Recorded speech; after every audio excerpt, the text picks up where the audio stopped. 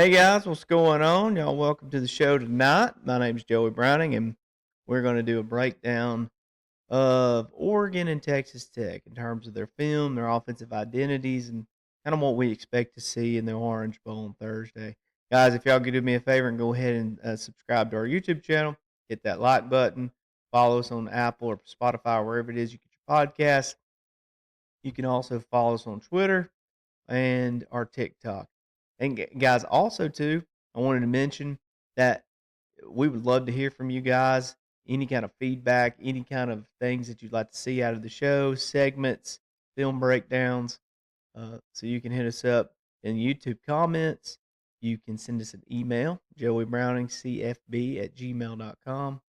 You can also hit us up on our social media, Twitter and TikTok. So love to hear from you guys. Y'all, we're going to go ahead and get into this film. And what you're going to see here, we're just going to show you a very brief breakdown of Oregon's sort of their offensive identity and philosophy in terms of formationing and motioning to create leverage and to protect their run game with RPOs. And then we're going to show you Texas Tech in their offensive philosophy of spreading you out with wide splits to run the deep choice concept and to run inside zone with tempo and stretch you horizontally.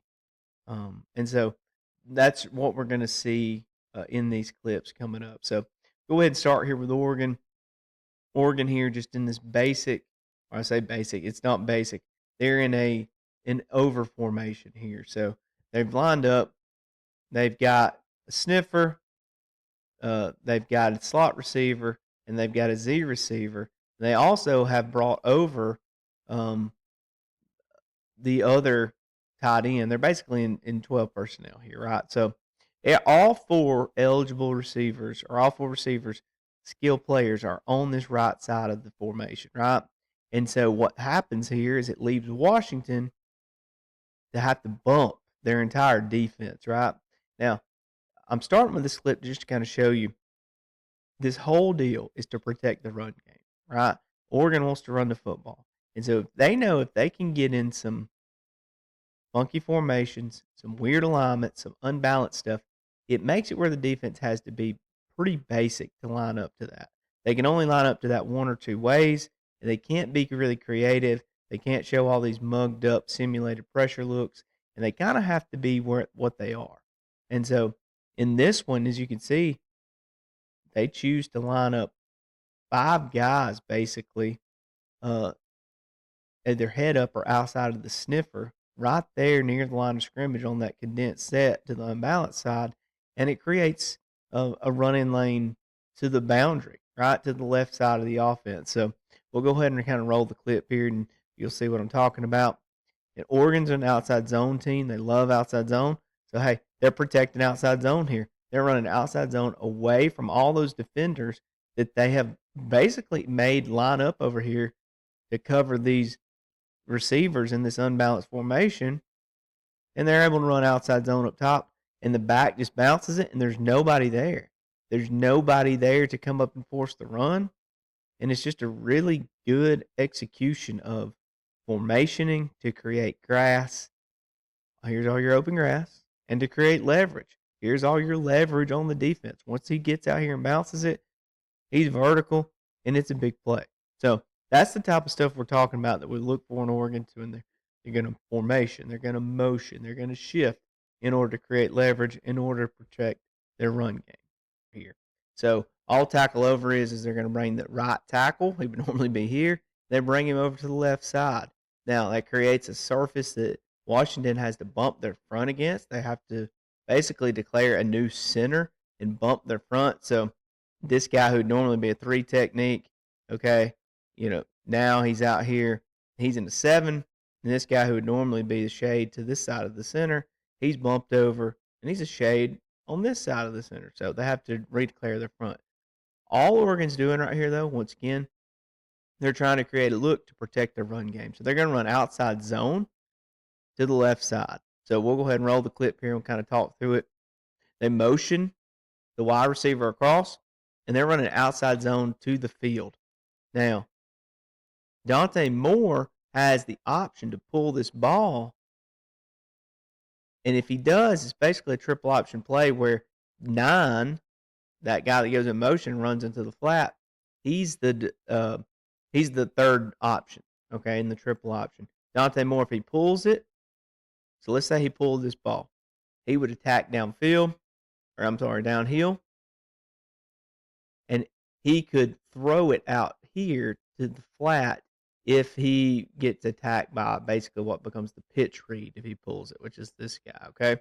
So you got a receiver cracking here. So honestly, the pitch read would probably be the corner, okay? Because he's the guy that's unblocked. Quarterback would just attack him.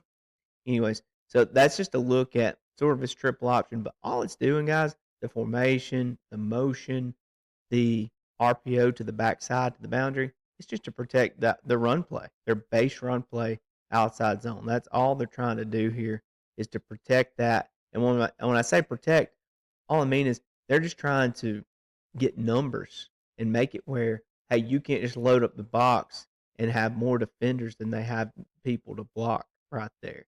It protects the run game. So that's all they're trying to do right there.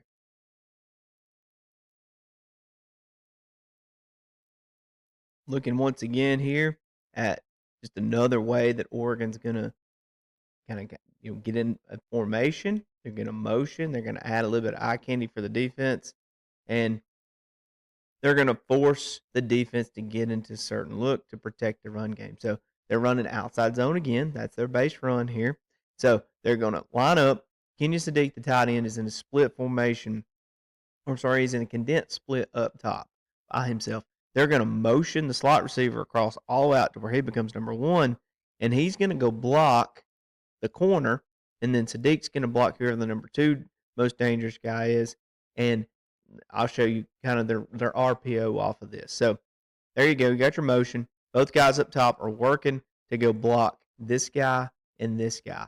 And now it's different here. They're running outside zone into the boundary. And now they've taken this boundary running back, and they've gotten this 2-back look some this game already. They're going to take him across, and he's running what we call a hide route. So he's going to go straight across the backfield. They're going to block these 2 guys.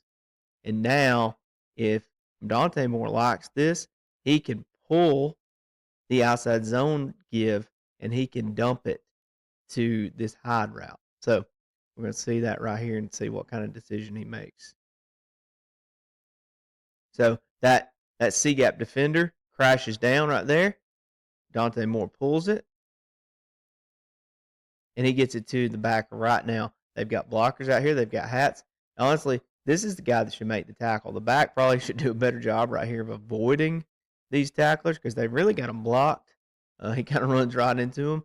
That's just another wrinkle right there you see of, once again, Oregon's just trying to formation and motion to create leverage, to create numbers so that they can protect their run game. And if you're going to cheat to take the run game away, what I mean right here, they're not going to block the C-gap defender on outside zone. So if that C-gap defender is going to cheat to take the run game away, that leaves them light on the perimeter. And so they're going to hit you. They're going to have some type of RPO out there to hit you with to counter and protect their run game. It all meshes together.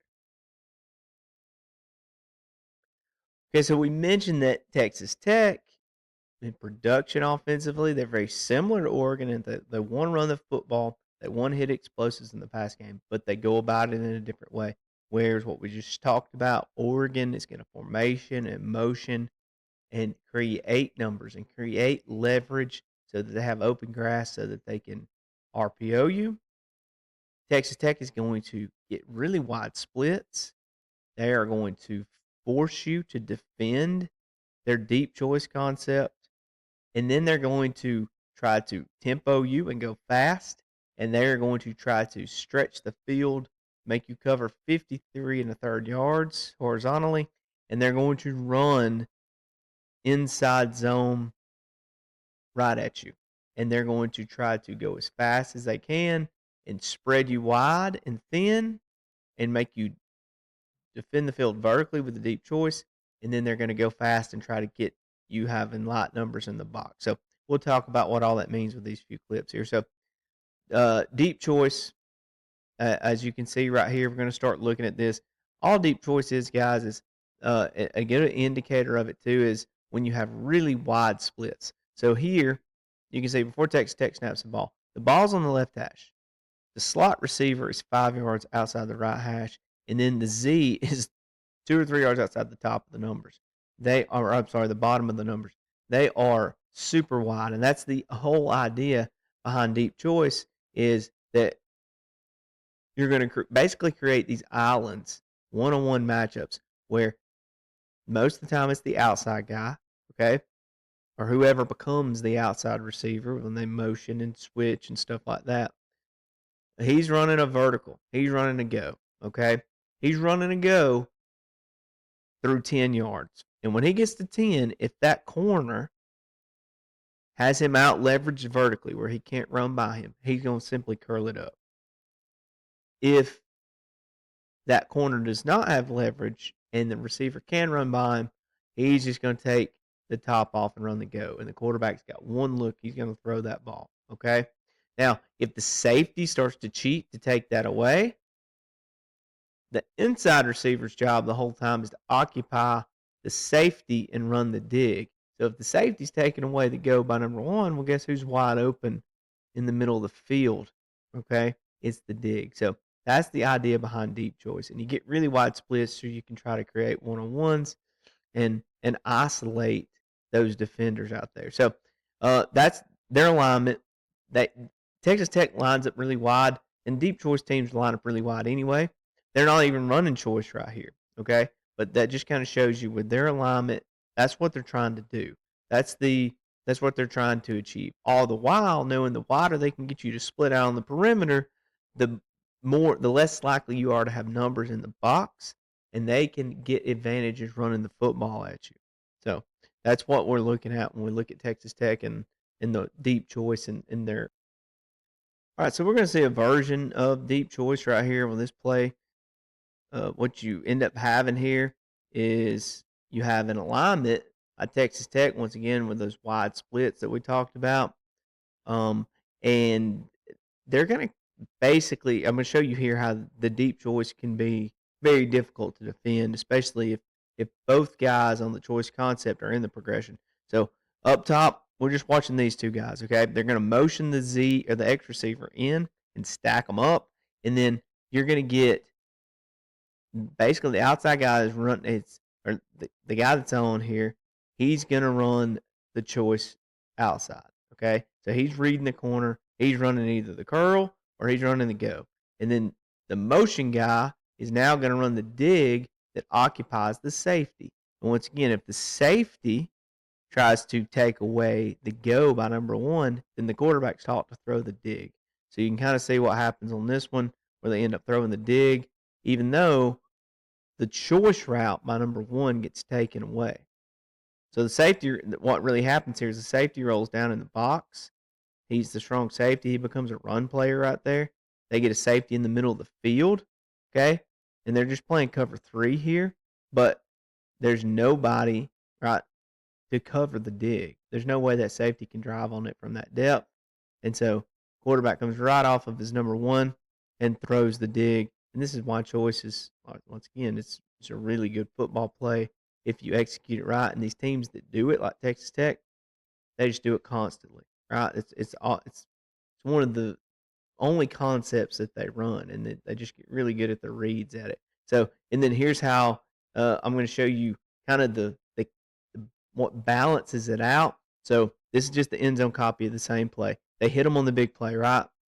On the choice. They get on the football, and they're going as fast as they possibly can. Watch BYU here. Watch their defense. They're trying to get lined up. Look right at the snap. They're moving around. And what is Texas Tech doing? Texas Tech is running zone. They're running right at them as fast as they can. Receivers with these wide splits.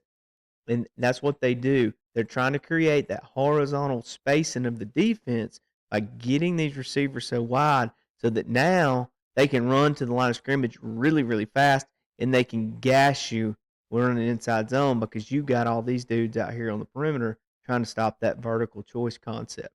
And so it's a very simple concept, but that's how it works. So they don't really just gash them here, but you can kind of see the idea of what they're trying to do, right? They're trying to get the defense misaligned. They're trying to go fast. They only gained a yard, 2 yards right there. But later on in the game, they really started to hit those big plays in the run game because the defense has been stretched so thin. So this sequence here and this drive is really kind of the Texas Tech offense in a nutshell and why they are so dangerous and so effective in what they do. So we'll just go through it here. So they're in tight end to the boundary, trips up top. They're going to motion in an inside receiver. So basically, he's another tight end is what he is. And they're getting an extra hat in the run game. They're trying to outnumber you in the run game, and they're just running. Basically, this is split zone, right? Where that guy that's coming in motion, he's working to who becomes the D gap defender here because they've already got a tight end to block the C gap defender. And they're trying to gash you. Now, watch here. Here's where everything kind of goes with the tempo, right? You see the end zone copy here. They're going to get up there on the ball as soon as this ball is blown dead, and they're going to go as fast as they can. They're going to get lined up. We're going to see them line up, and they're going to get doubles. They get those wide splits. Check out BYU's defense. That ball just got spotted. They're trying to get calls. They're trying to communicate. They're trying to get lined up, and all the while, Texas Tech is splitting them out super wide. They're running deep choice. Check out the routes, okay? So you've got this guy's reading it. He's either going to curl it up if he's capped or he's taking the top off. You've got a dig to occupy the middle of the field. If the safety tries to play the go by number 1, you throw the dig. And it's mirrored on both sides. Both sides are working this concept right here. And kind of the beauty of this is BYU drops coverage here. They drop 7 defenders. Baron Morton gets a little pressure in his face, but watch the back. The back does a good job. After you play action, check release. Morton knows he's there. There you go. You get a positive play, and then you can still tempo, right? They're still trying to push the tempo. They get a positive play. They're pushing the tempo. They're pushing the tempo. Watch BYU. Watch the defense. They're scrambling, trying to get lined up. Once again, Texas Tech, they're going to try to play with that sniffer and make it where they're going to outnumber you in the box, okay? They kind of exit motion him out. They return him and bring him back in. They're just running split zone. It's the same play they ran the other way 2 plays ago. And they're getting right near a first down here. And all they're going to do on the very next play, they're going to get up through there, and they're going to try to use tempo. And this is really where they start leaning on BYU in this game here in the second quarter. All right. Now they're in a condensed split with the receivers, and they still got the sniffer. And now they're working more of just a straight-up zone blocking scheme. More of an ISO look, really, because if you watch the offensive linemen, they're really blocking out on those guys. Anyways, concept's not super important here. They're running the football. They get a first down, and then it's tempo. It's mash the gas, and BYU is really, really, really, feeling it right now in terms of being exhausted, being tired because of tempo. They're defending all this stuff that's stretching them horizontally and vertically. Now, check it out. You've got stacked receivers up top, super wide. You've got a sniffer in the box. They've been running it, so you got to match their numbers in the box. They've been running zone and split zone with the sniffer. They're going to motion him out again, except this time they're not going to motion him back in. They're running choice up top. So check out the choice route. What's going to happen here? It's the same deal that we've been seeing, except they're stacked now, right? The guy that's on, he is your number. He's your occupy guy. He's your dig runner. So he's going to inside release. He's going to make sure he occupies that safety and keeps him away from number 1. Number 1's going to run a clean release. He's going to read that corner, and he's either running the go or he's running the curl. And based on the corner's leverage right now, you pretty much know you're running the go because he's pressed up. And the rule on deep choice is if you can reach out and touch that guy at 10 yards, you are running to go. And so you can kind of watch what happens here.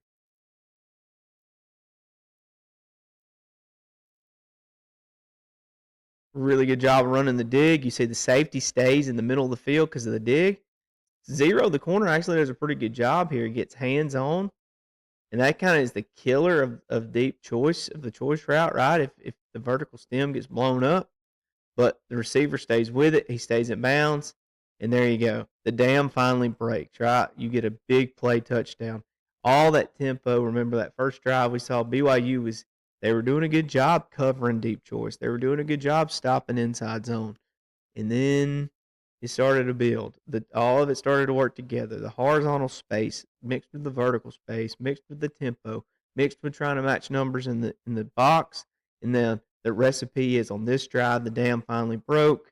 And it's very simple. They're not trying to do a whole lot of stuff where if you remember when we looked at Oregon's doing a lot of window dressing, right? They're doing a lot of motions, a lot of funky formations, a lot of stuff to try to gain grass and leverage. Texas Tech, they're trying to gain grass and leverage too.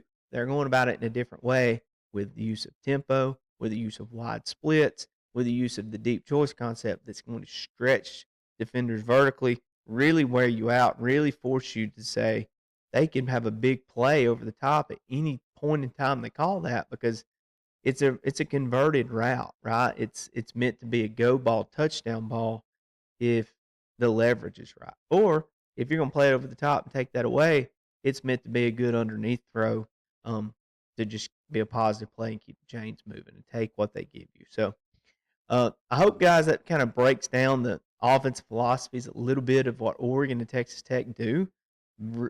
Two of my favorite coordinators in all of college football, and Will Stein and Mac Leftwich.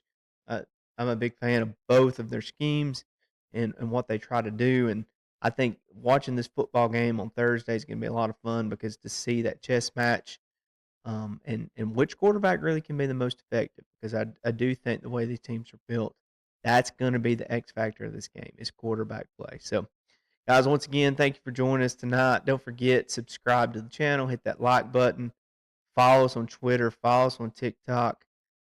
Follow us on Apple or Spotify, wherever you get your podcasts. Reach out to us, right? Hit us on that email, joeybrowningscfb@gmail.com. Uh, leave comments on YouTube. Let us know what you want to see on the show, and we just want to thank you for being a part of it. All right, guys. We'll be back hopefully tomorrow with a couple more breakdowns of the other two games of the Rose Bowl and the Sugar Bowl. Y'all have a good one.